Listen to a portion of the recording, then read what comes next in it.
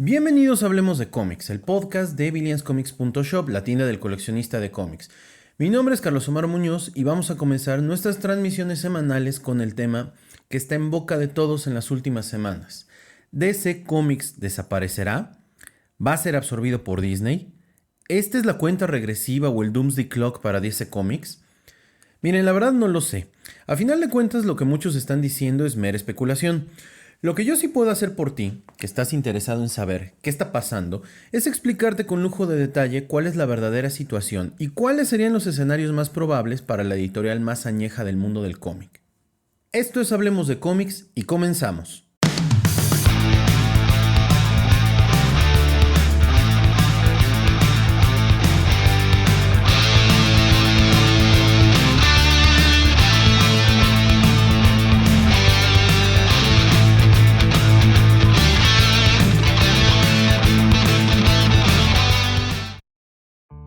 Si hay algo que me caga es la cantidad de desinformación que hay al respecto de esto. He visto una cantidad de videos en YouTube de pseudoexpertos en el tema que solo hablan por hablar y por conseguir views y que la neta no tienen la más remota idea de la gravedad del tema, tanto para los fans como para los que nos dedicamos al negocio de venta de cómics. Así que vamos a hacer una recapitulación porque este problema no es de hoy, es un problema que ya tiene bastante tiempo y que comienza con algunos factores que ya vivió Marvel y que parece ser que DC Comics no quiso ver y no aprendió de los errores que ya cometió Marvel. El problema se remonta a la década del 90. Y sí, aunque no lo crean, el problema viene desde esos años. No es un problema que provocara Dan Didio como muchos quieren hacer creer. Este es un problema relacionado con la baja en ventas, la baja en el interés por parte de los lectores, la piratería, los cambios en los consumos de literatura física o digital, y lo que ambas empresas han tenido que hacer para vender, porque sí, aunque no te guste, este es un negocio, y si no vendes, deja de ser relevante y pues caes en el olvido. Pero bueno, ¿cuáles fueron ese conjunto de decisiones que se tomaron para llegar al día de hoy? Muy simple. Lo primero para DC fue la caída estrepitosa en ventas que tuvo Superman al inicio de la década del 90. Y es que siendo honestos, tras la salida del cómic del escritor John Byrne, Superman ya no era relevante. Superman ya no interesaba a los nuevos lectores ni a los viejos lectores. Y piénsalo bien, más allá de que te identifiques con este superhéroe o te guste, te caiga bien, te caiga mal, ¿cuántas historias recuerdas sobre él que sean interesantes? ¿Cuántas historias recuerdas en las que el villano o los villanos no lo quieren someter con kriptonita? ¿Cuántas historias recuerdas donde Lois Lane no se mete en un problema y Superman deba rescatarla? ¿Cuántas historias recuerdas de Superman en situaciones ridículas, que claramente para alguien como él pues deberían ser fáciles de superar?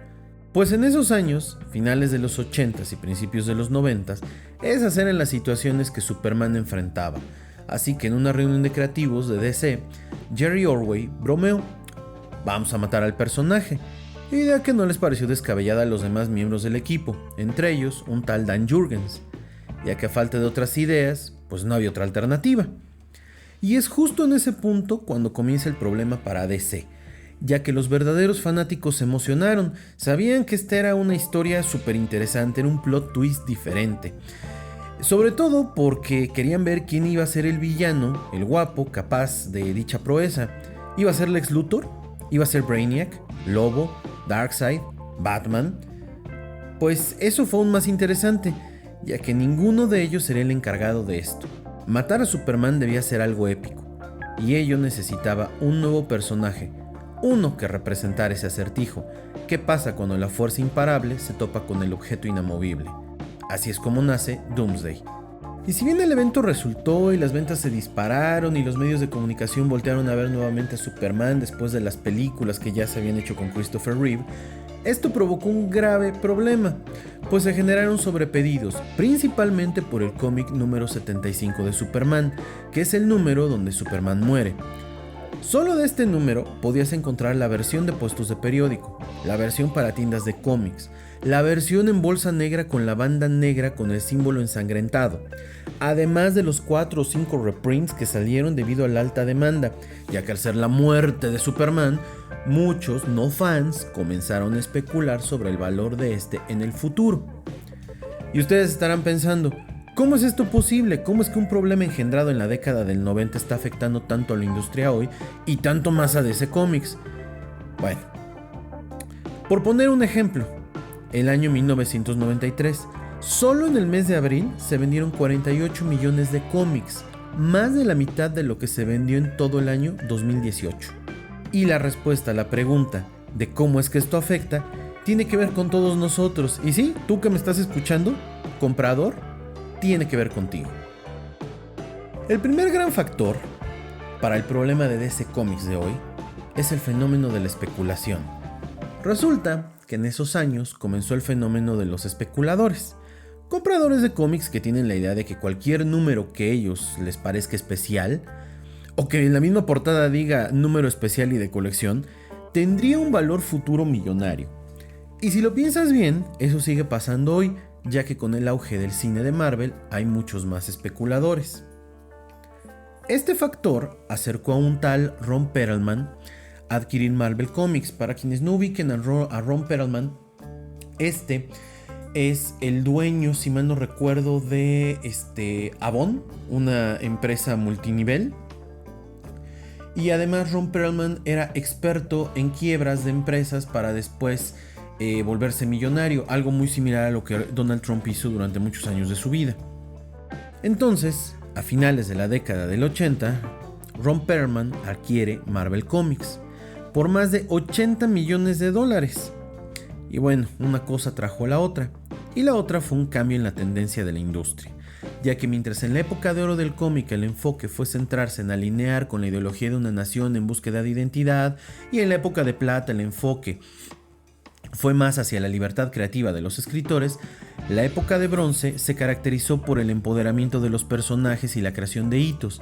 La época moderna, que le corresponde a Ron Perlman, se caracteriza por crear rockstars de los dibujantes y centrarse en vender cómics llamativos, aunque no tuvieran una buena historia. Y ojo, no todos los cómics de esa época fueron tan malos, hay sus contadas excepciones. Para que ubiquen mejor la época de los 90 en los cómics, es la época de un dibujante y escritor llamado Rob Liefeld, amado por muchos, odiado por otros, y muchas veces una figura polémica, porque actualmente en sus historias de Instagram o en sus lives, ya sea de Facebook o de Instagram, se la pasa peleando con los pseudofans o con la gente que nada más lo ofende.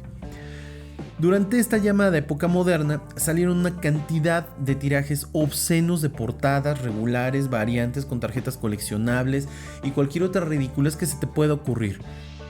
Un personaje clave para entender lo que estaba pasando y cómo esto iba a afectar a la industria, no solo de Marvel, sino en general la industria del cómics, era el director de ventas de Marvel llamado Lou Bank, quien realizó un estudio para entender qué pasaba con las tiendas minoristas y se dio cuenta que la estrategia de mercadeo estaba sofocando a las tiendas de cómics, estaba ahuyentando a los fans y sobre todo no estaban adoctrinando a los nuevos lectores hacia sus superhéroes. ¿Cómo podemos entender esto hoy? Por poner un ejemplo, para los dueños de tiendas que venden suscripciones mensuales, quincenales o semanales, esto es un problema, ya que por previews, una revista que normalmente se manda para que vean qué es lo que viene en los siguientes meses, se anuncia, vamos a poner un ejemplo, una nueva serie llamada Batman The Last Amazing Tale, ¿no? O sea, por ponerle un nombre mamón, escrita por Dios y dibujada por Satanás. Acto seguido, los especuladores comienzan a hacer pedidos desmedidos. Por ejemplo, quiero 3 números 1 portada regular y 3 números 1 portada variante. O el que llega y te pide 3 o 4 suscripciones, solo de lo que va a ser el primer arco de la serie. Y resulta que cuando esta sale, ni Dios supo escribir a Batman, ni Satanás supo dibujar tan chido a Batman. Así que pues esto se convierte en un problema, pues el especulador tiene un problema. ¿Cómo madres va a revender esto que no vale tanto como pensó? Y por otro lado, hay un problema más para el retailer, el de la tienda de cómics. Tienen excedente de inventario de un título que es poco probable que se venda, y todavía peor, muchos especuladores los dejan botados con 1, 2, 3 o hasta 4 suscripciones de dicho título. Ahora, extrapola esto no solo a un título, sino a toda la oferta de cómics que hay actualmente en el mercado y que se distribuyen de manera mensual. Y piénsalo así, si fuera tu negocio esa tienda de cómics, ¿qué harías? Ya que no puedes devolverlos porque el distribuidor, que es Diamond Comics, súper abusivo y no te permite devoluciones. Cabe mencionar que el tema de Diamond lo tocaré en otro podcast, en otro episodio de podcast aparte. Porque habrá quien lo defienda, habrá quien como yo no lo haga, pues muchas de sus prácticas están orientadas a pues, que la industria física migre al canal digital, lo cual no es malo, pero como coleccionista tampoco es lo recomendable. Pero bueno, de esto hablaremos en otro episodio. Ok, retomando, porque empezamos con la idea de Superman, y bueno, el evento de la muerte de Superman. Pues sí, en efecto, en los 90 fue un trancazo de ventas. Fue un golpe de marketing magistral. Sin embargo, por los especuladores se convirtió en el primer gran golpe financiero para DC Comics.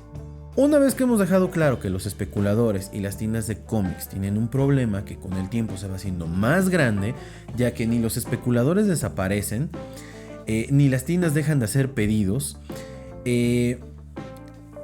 se vuelve un ciclo que se va reforzando moda con moda, porque cada año siempre hay una moda dentro del mundo del cómic. Ahora vamos al siguiente factor o al siguiente problema de la década del 90 y que contribuye a que DC Comics tenga los problemas de hoy: el auge de los dibujantes y la carencia de buenos escritores.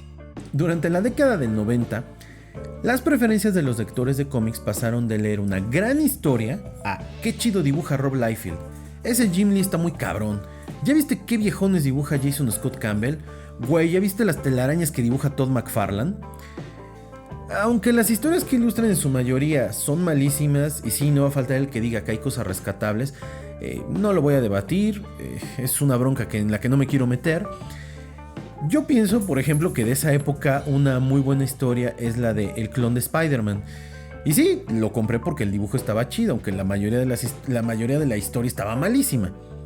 Pero bueno, retomando, justo en esos años, los artistas se sintieron menospreciados, bajo la premisa de que las dos editoriales, que eran hegemónicas, Marvel y DC, decían que con o sin ellos, Spider-Man, Superman, Batman, el Capitán América, Iron Man, quien fuera, podrían venderse. Así que estos decidieron irse y fundar otra casa editorial llamada Image Comics. Pero esta no funcionaba igual que DC y Marvel. Ojo, que este dato va a ser muy importante para DC. Esta solo es una casa editorial que contrata estudios, o mejor dicho, a la cual los estudios contratan para poder publicar sus obras, como Spawn, Savage Dragon, The Walking Dead en algún momento, y donde Image, la empresa, solo se preocupa por mantener una buena imagen de marca y tener un logo funcional. Punto. Hoy uno de los grandes problemas que tiene DC es que no solamente imprime, sino que tiene que mantener escritores, tiene que mantener dibujantes, tiene que mantener editores y tiene que mantener un monstruo de empresa, a pesar de que mucho del trabajo que ellos ya hacen ya no lo hacen directamente en oficinas, sino que se hace a través de home office. Entonces, seguimos. Estos artistas se van, Marvel queda un poco vacía, y entonces aparece un tercero en discordia. La bronca estuvo en que aunque eran grandes artistas, pocos de ellos eran grandes escritores, y la verdad es que muchos de ellos lo descubrieron a la mala. Muchos de ellos descubrieron que hacer de la venta de cómics un modo de vida, pues no los llevó nada bien. La historia más clara es la de Jim Lee, que tuvo que acabar vendiendo sus personajes, su empresa directamente, su estudio, a DC Comics. Vamos a hablar de otro factor. El tercer factor es la competencia editorial. Y bien, si hay que ser muy objetivos, los cómics son una industria, son un negocio, y como tal, si el negocio no es redituable, pues va a desaparecer. Y uno pensaría que por sí sola la venta de una historieta ya hace una industria redituable, y la realidad es que esto no es así. Vender cómics no es redituable si esto no está acompañado de personajes interesantes, historias entrañables, dibujantes relevantes, buenos proveedores de papel, proveedores de tintas, de grapas, etc. así como de un merchandising redituable, es decir, para vender derechos de uso a la televisión, al cine, a la industria de juguetes, al que ustedes me digan, debo de tener buenos cómics y viceversa. Un ejemplo de esto es lo que pasó en la década del 80, cuando Marvel, a pedido de la marca Mattel, que tenía licenciados los derechos para sus personajes, le pide que para poder vender esos muñecos creara un cómic, sacara una historia que fuera acompañada para estas figuras de acción. Y es cuando sale un evento que fue un hit, un super crossover llamado Secret Wars, el cual funcionó muy bien. Posteriormente DC lo trató de emular sin el mismo éxito. O sea, cabe mencionar que Crisis en Tierras Infinitas pues es un buen cómic, pero el merchandising no salió muy bien, y que la secuela de Secret Wars 2 pues la verdad tampoco le fue muy bien en ventas. DC ya lo hizo, lo volvió a hacer. ¿Cuándo lo volvió a hacer? Lo hizo en el año 2011, entre el año 2010 y entre el año 2010 y 2012, cuando sacaron un videojuego, porque ahora ya no son los juguetes, ahora es más los videojuegos. Sacaron un videojuego llamado Injustice Gods Among Us. ¿Y qué fue lo que hicieron? Contrataron a un escritor llamado Tom Taylor y le encargaron que sacara la precuela del cómic, y resultó que ese cómic que iba al mercado digital pues se tuvo que imprimir porque fue un hitazo de ventas. Entonces vean cómo una cosa va de la mano con la otra. Algo que ha entendido muy bien y la gente de Image, los estudios que trabajan para ellos, es esto. Actualmente Todd McFarlane es el encargado de hacer un montón de figuras de acción, concretamente de Batman. Acaban de salir, creo que en enero o febrero del año 2020. Sacó una serie de figuras bajo el sello de Todd McFarlane, que es algo que hace muy bien. Además, creo que le sale mucho mejor que los cómics de Spawn. Y ahora los está produciendo él. O sea, esto quiere decir que DC ya está empezando a licenciarle a otras marcas o a otras casas productoras, porque pues la empresa que es dueña de ellos, que es Warner y AT&T, pues ya está buscando nuevas alternativas para generar más dinero y que no les cueste tanto mantener a este pequeño gran monstruo llamado industria editorial de cómics. Entonces, retomando, en la década del 90, en Marvel, el accionista mayoritario llamado Ron Perlman le apostó a todo. Compró empresas para que les hicieran tarjetas. Muchos de los que tal vez nos estén escuchando recuerden esas tarjetas coleccionables Skybound. Bueno, muchas de ellas eran empresas filiales, no me acuerdo si Skybound tal cual, pero había otra que era de Marvel. Y sacaban tarjetas, termos, o sea, todo lo trataban de vender. Hacían todo. Ron Perlman le apostó a todo eso, aunque no le salió muy bien. ¿Qué más pasó? Para 1997, Ron Perlman vio que esto ya no era negocio y decidió apelar a la protección del capítulo 11 de la ley americana de quiebras, ya que tenían un pasivo equivalente a $1,400 millones. Esto quiere decir, tenían cosas que no vendían, apiladas, acumuladas, y una deuda tremenda. Y con dicha ley se le permite a una organización reorganizarse, y donde el deudor mantiene el control sobre las operaciones bajo la supervisión de la corte. Como dato, fíjense nada más, un dato bursátil bien interesante. Las acciones de Marvel en 1993 valía cada acción $35.75. En 1997 cada acción valía $2.37.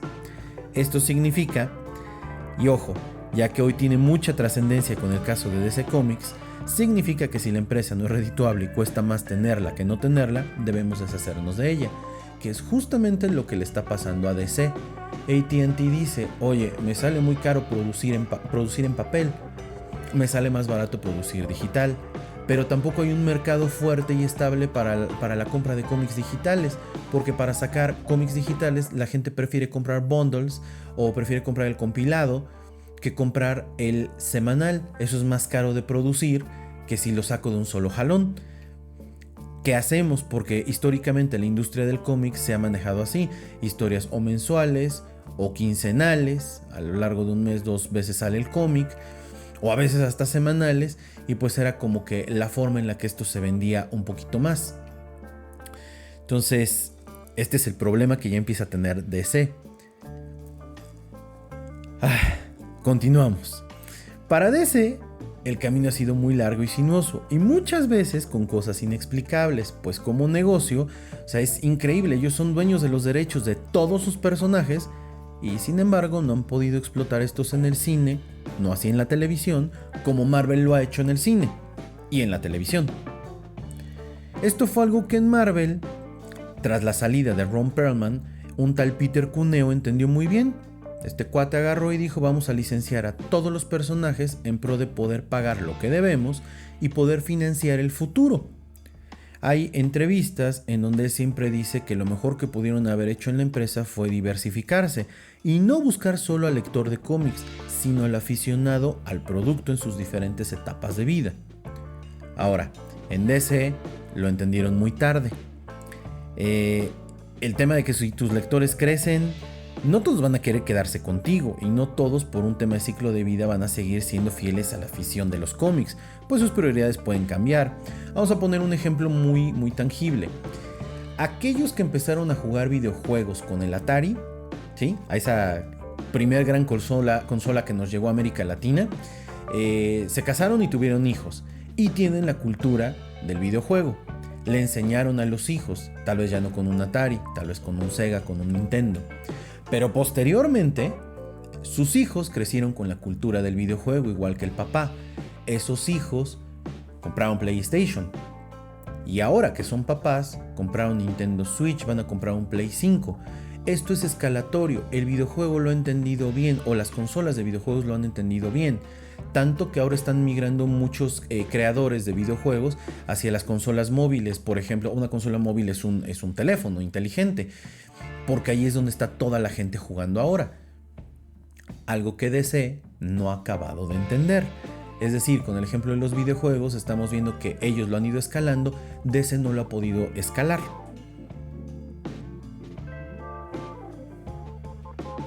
Ahora, viene otro ejemplo. O más bien, no un ejemplo, viene otro dato relacionado que le hace mucho daño a la industria. Los lectores de Marvel y los lectores de DC no necesariamente van de una marca a otra. Es decir, si tú lees DC, a lo mejor eres muy fan, te gustan las historias oscuras, pero no te vas a cambiar a las historias de Marvel. Hay gente como yo, pues, que me gustan prácticamente todas las historias, las compro porque me gusta leer, pero no todo el mundo es así. Hay fans, muy fans, pero viene otro problema. No siempre los lectores de una u otra son fans de las películas, o compran algún otro tipo de mercancía como las figuras de acción o las figuras de estas de Hot Toys, ni viceversa. Por ello, entre más diversificada se encuentre la empresa, mucho mejor. Si se dan cuenta, un gran acierto de Marvel ha sido ese: se adaptó a lo que los nuevos tiempos le depararían, y a pesar de varios tropiezos en su narrativa de cómics, quien nos recuerda el All New All Marvel, All New All Marvel, cuando Tony Stark se vuelve otra vez borracho, el fracaso en el cómic de Capitán América con Sam Wilson, el único que sí le salió en este cambio de All New Marvel fue el de Thor, escrito por Jason Aaron. Pero han ido por muchos fracasos. El simple hecho de tener diversificada su inversión pues les permite que no haya repercusiones. Es más, recuerden esto: Marvel se dio el lujo de que, como no podía sacar películas y no logró un acuerdo con Fox antes de que lo adquiriera Disney y todo ese rollo, de matar a Wolverine y dejar a Wolverine fuera de los cómics varios años, con tal y no dejarle más regalías a Fox. Y lo mismo con los Cuatro Fantásticos. O sea, así de bien financiados están. Cosa que DC no ha podido hacer. A DC, ¿qué le pasó? DC, por ejemplo, tuvo a mediados de la década del 2000 la ola de ventas por Green Lantern. Y resulta que, utilizando esta ola de ventas, trataron de sacar una película y no les resultó. De hecho, hubo una fuerte afectación, porque los que fueron a ver la película pues ya no le dieron una oportunidad al cómic. Entonces, vamos entendiendo un poquito más esto. La cadena es tan fuerte como el eslabón más débil. Y siendo honestos, si yo soy AT&T, dueño de Warner, y que Warner, una de sus tantas divisiones, pues son los cómics, y esto no está siendo redituable, tienes una última oportunidad: el 5G. ¿Y por qué una última oportunidad? Porque recordemos que en el año 2011 DC trató de emular lo que Marvel intentó hacer a inicio de la década del 2000, cuando Cuneo le pide a uno de estos editores que adoctrine nuevos lectores, y es cuando sale el universo Ultimate, concretamente con Spider-Man, y es cuando vemos que muchos lectores decían, pues es que yo no leo Spider-Man porque es súper difícil entenderlo cuando la historia va en el número 400, 500, pues si me das una historia de origen, pues sería mucho mejor. Y DC lo intenta en el año 2011, cuando los editores en jefes y el director creativo Jeff Jones deciden, hubo quien lo vio así, echar por la borda años de historia, y hubo quien lo vio como una oportunidad diferente. Uno de ellos fui yo. Justo cuando las ventas bajaron, decidieron reiniciar todos sus números con sus cómics íconos, Action Comics, Detective Comics, Justice League, Superman, Batman, etcétera, etcétera, con números 1 para poder empezar de cero y que pudieras acaparar nuevos lectores. ¿Cuál fue el problema? Que así como acapararon nuevos lectores, perdieron a muchos de la vieja guardia. Ojo, porque se acuerdan que al inicio les decía yo, esto es tan culpa de la editorial como culpa nuestra. Curiosamente, todo lo que pasa en el año 2011 hacia adelante se da en el contexto de las redes sociales. Y recuerden que en redes sociales todos tenemos una fregada opinión. Y resulta ser que la opinión de muchas personas en Twitter, en Facebook, en grupos, hace que una persona pueda tomar la decisión de comprar o no comprar un producto, olvídate que sea un cómic, solo porque alguien le dijo que no vale la pena y porque es un asco. Ahora imagínate que en esta época, pues mucha gente da una opinión al respecto. Y muchos, siendo muy honestos, dan opiniones de cómics que ni siquiera han leído o que ni siquiera leyeron el arco completo. Esto es como si tú agarraras un libro, literatura, y agarraras únicamente el capítulo que a veces incluye o no incluye un libro de Drácula, el capítulo pre hacia la historia de Drácula, donde viene esta primera idea de Drácula con Jonathan Harker, y nada más lees eso y te quedas con la idea de que eso es Drácula y no leíste la historia completa. Pues el hecho de que haya muchos foros en los cuales se satanice, se critique hasta de más, muchas veces sin argumento, porque hay gente que critica sin muchos argumentos, pues hace que no todo el mundo quiera leer o quiera darle la oportunidad de comprar el cómic. Súmale que en esta misma época comienza esta idea de que todos los cómics se pueden convertir en extensiones .cbr, no me acuerdo cuál es la otra, y entonces la gente empieza a descargar los cómics. Bien, yo no soy quien para decirles, yo descargué muchos cómics, pero los descargué para leerlos. Una vez que los leí dije, y yo normalmente iba y los compraba, pero mucha gente solamente se queda en, los leí en línea pirata, ni siquiera los pagaste, y ya no le diste una oportunidad más.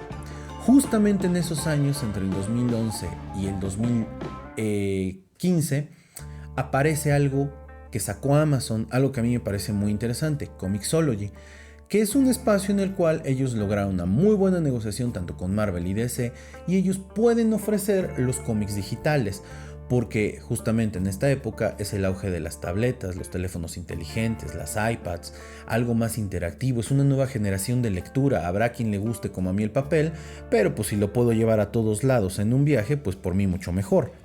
Entonces, ¿ya vieron cuántos factores hay alrededor de esto? Fíjense, y no hemos acabado, vamos por algo más. Resulta ser que después del evento del 2011 y que DC pierde muchos lectores así como ganó algunos, pues resulta que hasta los escritores empezaron a criticar el evento. Y al criticar el evento, lo que pasó fue que historias que iban muy bien empezaron a quedar truncas, o historias que no se adaptaban a los cambios en el guión porque iban midiendo constantemente las ventas, pues se empezaron a dar giros diferentes. De repente había escritores que dentro de los nuevos 52 o los New 52 retomaban cosas de la historia pasada de los personajes, y esto empezó a ser muy confuso. En el año 2016, antes de eso, el famoso DCU que no resultó, que era, bueno, vamos a darle libertad a los escritores para que cuenten las historias, el famoso Batman, conejo, ¿no? Baticonejo, cuando Jim Gordon toma el manto del murciélago, ese Superman que pierde sus poderes y ahora es como un renegado. Eso es algo bien interesante, ¿no? Como Superman nunca acabó de cuajar, o por lo menos la versión de los Nuevos 52 nunca acabó de cuajar con todo el mundo. Yo la verdad los invito a que le den una leída al run de Grant Morrison, al run de Jeff Jones, que a mí me parece muy bueno, porque tiene cosas bien interesantes ese Superman. Ya en algún momento hablaremos de estos cómics, ya sea en o en Billions TV. Y les dieron el chance de que hicieran muchas cosas con ellos y resultó que pues tampoco gustó. 2016, Jeff Jones, el creativo de DC, dice, bueno, vamos a darle a la gente lo que quiere, y sacan o lanzan el evento Rebirth o el Renacimiento, que es justamente cuando le quieren devolver a los héroes aquello que les faltaba, el heroísmo, el amor, porque hay muchos personajes que tienen una historia de amor interesante por ahí que se dejó de abordar y era algo que les llamaba mucho la atención a otros. Intentan Rebirth y empieza a funcionar. 2 años después, si mal no recuerdo, 1 año y cachito después, la marca cambia y ahora ya no es DC Rebirth, ahora se llama DC Universe. Pero algo que empezó a resultar muy extraño, pues fue que de repente se anunció el evento del 5G. ¿En qué consiste el evento de 5G? Y sí, pareciera ser que estamos hablando de teléfonos celulares, ¿no? Con la telefonía 4G, 3G. No. Estamos hablando de cómics para la quinta generación, o por lo menos como lo trató de llamar Dan Didio. Resulta que va a haber 2 líneas diferentes de cómics, o varias líneas diferentes de cómics, por lo que yo he podido más o menos entender. Una en la cual vamos a seguir teniendo los personajes que nos gustan, tanto a la vieja guardia como a los que vimos los nuevos 52, etc., en un multiverso. Pero también vamos a ver cómics de quinta generación en donde, por ejemplo, Batman va a dejar de ser Bruce Wayne, y en donde Batman va a ser ahora el hijo de Lucius Fox. Vamos a tener un Batman negro, y así algunos otros cambios por ahí. Entonces eso empezó a generar especulación, al grado de que en la Comic Con de San Diego de el año pasado, del 2019, DC Comics ya no llegó con esos booths gigantes al centro de la convención junto con Marvel, sino que ellos estaban en un rincón. Ya no le apostaron tanto a esto. Los que han podido ir a este tipo de eventos también te dicen que tampoco hubo el desayuno clásico con la prensa invitada, que se canceló a la mera hora. Tampoco hicieron una gran presentación de sus proyectos, nada que ver con Marvel, y esto empezó a llamar muchísimo la atención, al grado de que en el canal de YouTube de Ethan Van Sciver, escritor famoso por colaborar en el run de Jeff Jones de Green Lantern, dijo que si el 5G no salía como la empresa estaba esperando, lo más probable es que la empresa, AT&T concretamente, tomara la decisión de vender a DC, licenciar a DC o dejar de dedicarse a la publicación de cómics. Y eso es de lo que todo el mundo ha estado hablando. Pero ya tienes una panorámica más amplia de todo esto. Si te das cuenta, el problema es que no compramos cómics, hay mucho especulador. El problema es que somos haters, ¿sí? Somos haters, no le damos la oportunidad a las historias, somos poco comprometidos con el rollo de ir a comprar un cómic. Nos vamos por, mira, quiero esta portada, quiero aquello, y no le damos realmente la oportunidad a todo un run. Algo que igual va a ser muy debatible, muy criticado después de que esto salga al aire, va a ser que a mí, por ejemplo, el run de Tom King en Batman, a mí me pareció muy interesante. Se me hizo una lectura no para niños, me gustó el abordaje que le dan a Batman, pero fue severamente criticado. Ok, no te gustó, pues no te gustó y ya, güey, ya eso es todo, no tienes por qué darle tanto hate. Pero hay ¿cómo se llama? Tweets en donde lo amenazan desde que si lo ven en el supermercado le van a pegar. Dices, oye, pues puede ir con su familia, tranquilo, solamente está escribiendo un cómic, si no te gustó no te preocupes. En los cómics personajes mueren, personajes regresan. Los personajes también se pueden divorciar, los hijos también pueden desaparecer, porque ven que para allá va la historia de Catwoman con él. A mí me gustó mucho, pero hay gente a la que no. Al grado de que ahora estamos en una época en la que las redes sociales ejercen muchísima presión en las empresas y lograron sacar a Tom King. Y yo digo, oye, Tom King ha sido un escritor que en los últimos años nos ha dado joyas, por ejemplo, para Marvel como Visión, y para DC, Mr. Miracle, que hay gente que dice, no, es que no tiene nada que ver con lo que Jack Kirby quería. Jack Kirby está muerto, ¿sale? Y pues, si tú quieres que esos personajes trasciendan o los puedas meter en un universo, pues como les decía yo, debes de tener historias claras, historias sólidas, historias que te permitan jalar nuevo tipo de lectores, o que los viejos lectores regresen. No podemos seguir esperanzados de que Alan Moore un día quiera regresar a DC para escribir. No podemos seguir esperanzados de que Neil Gaiman quiera escribir una nueva historia de Batman o de Superman. Tenemos que ver hacia adelante. Por eso les digo que uno de los grandes problemas muchas veces somos nosotros en este rollo de la afición por los cómics. Bueno, básicamente eso es lo que está llevando al Doomsday Clock de DC. Si ya tuvieron oportunidad de leer, de adquirir, que es lo que siempre voy a recomendar, adquirir y comprar el último cómic de Doomsday Clock, habrán notado algo bien interesante. Y digo bien interesante porque a mí se me hizo que si de veras las cosas van para allá, va a ser un gran evento en todos los sentidos. Al final de Doomsday Clock se plantean diferentes escenarios, pero uno de los que más llama la atención y que es lo que más ha estado sonando en redes sociales es que un día Superman va a participar en algo que se llama la ¿qué era? ¿Crisis secreta? Ajá, era la crisis secreta. La crisis secreta, aludiendo a las dos palabras de los eventos más trascendentales tanto para Marvel como DC, porque ven que todos los eventos de Marvel son secret, no sé qué, y en DC la mayoría de los eventos durante muchos años fueron Crisis End, la última crisis, etc. Y dice que Superman se va a enfrentar o va a ir en una aventura junto con Thor, obviamente Thor es de Marvel, y que al final se va a enfrentar o lo va a ayudar el gigante verde, que en este caso pues, se entiende que es Hulk, que es inclusive hasta más poderoso que Doomsday, para poder como realinear todo. O sea, eso salió en ese cómic, como que la mayoría no le dimos importancia, hasta que apareció el número 2 del nuevo run de Thor, en donde está escrito por el escritor más, pues más de moda en este momento, Donny Cates. Y en el número 2 se habla o se empieza a vislumbrar que los personajes de DC en algún momento van a estar en un crossover. Y miren, si no solamente es un crossover, y si es algo más, y si es este rollo de que en algún momento Marvel podría hacerse de los derechos de la marca hermana DC, imagínense lo que eso significaría. Eso estaría muy cañón, ¿no?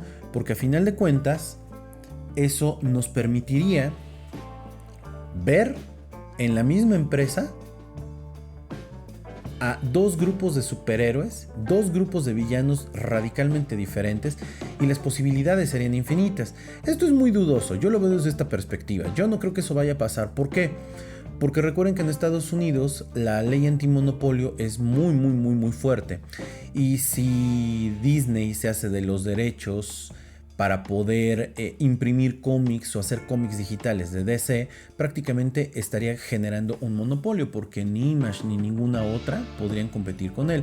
Por eso la verdad lo veo un poco dudoso. La única manera en que esto pudiera pasar, que eso sí estaría muy loco, es que los personajes de DC se integraran directamente al mundo de Marvel, como le pasó a los personajes de Charlton Comics, ¿recuerdan?